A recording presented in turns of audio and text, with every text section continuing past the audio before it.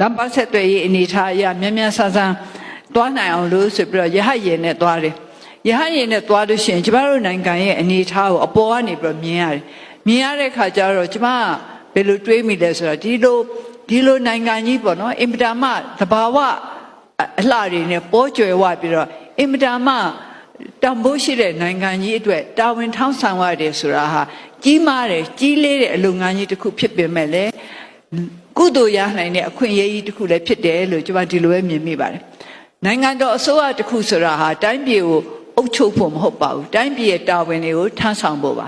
တချို့တွေကအုပ်ချုပ်ဖို့ဆိုတာပဲစဉ်းစားကြပါတယ်တကယ်တော့တာဝန်ထမ်းဆောင်ဖို့ပဲဒါကြောင့်မလို့ကျမတို့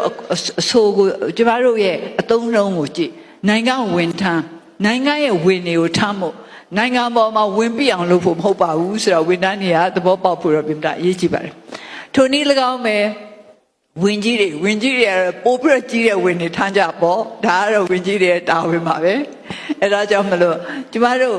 အစိုးရများဟာတာဝန်ကျေဖို့လိုတယ်ဆိုတော့ကျမတို့ထပ်တလဲလဲသတိပေးပါတယ်ဒါမနဲ့နိုင်ငံသူနိုင်ငံသားတွေကလည်းတာဝန်ကျေရမယ်လူတိုင်းဟာ